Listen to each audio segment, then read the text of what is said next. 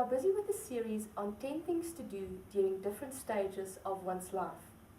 Today we are going to discuss the 10 things to do when tying the knot. When young and single, we are often warned that marriage is no trivial matter and that decisions relating thereto should be taken seriously. Yet few appear to ever discuss the huge impact their impending nuptials will have on their finances. Given dragged-out discussions about bank balances are unromantic, but you can show your loved one that you take an interest in all aspects of your marriage by attending to the following very important financial matters. After all, marriage is an investment that pays dividends if you pay interest. The first matter to be attended to is to decide on a suitable marital regime. There are 3 marital regimes applicable in South Africa, each with its own pros and cons. Once applicable to your marriage, your marital regime can only be amended on application to the High Court. This is a costly and onerous process, and it is therefore recommended that expert advice be obtained before choosing a marital regime. Your financial advisor is likely to have valuable insight into your financial background, your assets and liabilities, business interests and risks.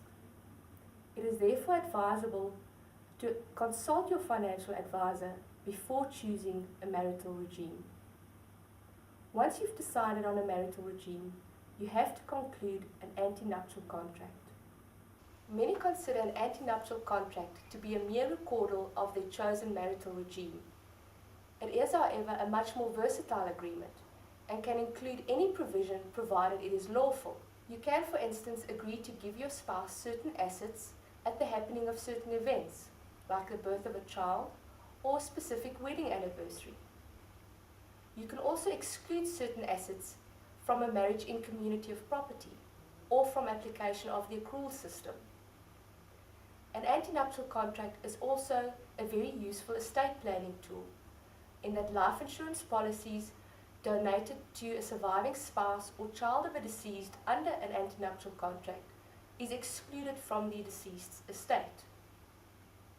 It is also important to remember that an antenuptial contract does not only govern the division of assets and liabilities on divorce, but also finds application on death.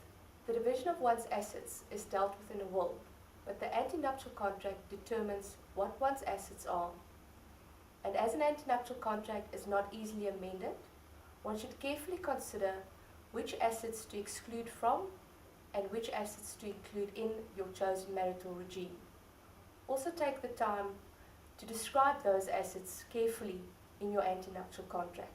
If no valid antenuptial contract is entered into before the wedding, your marriage will automatically be in community of property.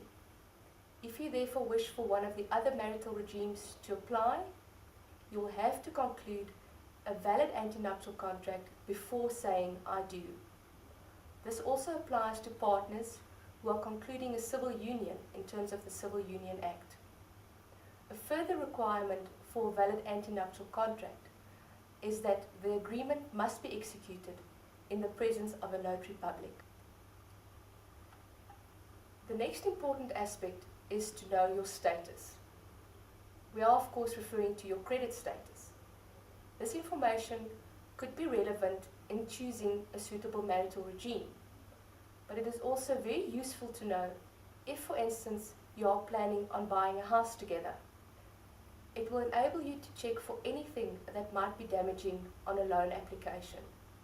You can obtain a free credit report from www.mytransunion.co.za. You will also have to change your beneficiary nominations. If you've nominated a beneficiary on a life insurance policy, the life insurer will have to pay the benefit to this nominated beneficiary. The trustees of your retirement fund will have to make an equitable distribution amongst your chosen beneficiaries and your dependents. It is therefore important that you nominate new beneficiaries on your life insurance policies and retirement benefits. If not, your life cover or retirement benefits may pay out to someone you did not intend to benefit. Another very important aspect is to update your will. The principle applies that, unless otherwise provided for in a will, you intend for your spouse to be a beneficiary of your estate. If you therefore die without a valid will, your spouse will automatically gain certain rights of inheritance. If, on the other hand, you die without updating your will, this outdated will apply, often to the detriment of your spouse. It is therefore important to update your will as soon as possible. Even though neither spouse is legally required to take up the other spouse's last name, many still prefer to do so.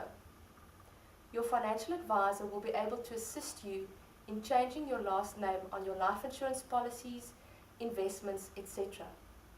You are going to require your identity document and your marriage certificate. It is also important that you have your life and disability cover reviewed.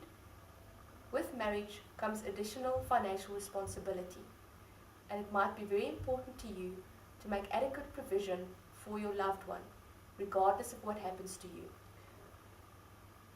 If this is a second marriage, remember to also make additional provision for your children from your previous marriage. It is usually more cost effective to have your assets insured under one short-term insurance policy. Remember to also add your rings on your insurance policy. If you don't insure them, you are effectively valuing them at nothing. It is also more cost effective for both of you to be on one medical aid than for each to have his or her own medical aid. Anyone can be the main member, but as you can upgrade only once a year, it is advisable to go onto the medical aid that addresses your combined needs the best. If, however, you each require your own level of cover, separate medical aids is advisable. Last but not least, it is important to have your own bank account. Although many couples prefer to join their finances, we would advise against a joint bank account. Buying assets on a joint bank account makes it very difficult to establish ownership of those assets. This becomes especially problematic where judgment is obtained against one of the parties and the party's assets are being attached and sold in execution. From all of us at PSG Konsult, may you enjoy your wedding and may you have a wonderful marriage afterwards.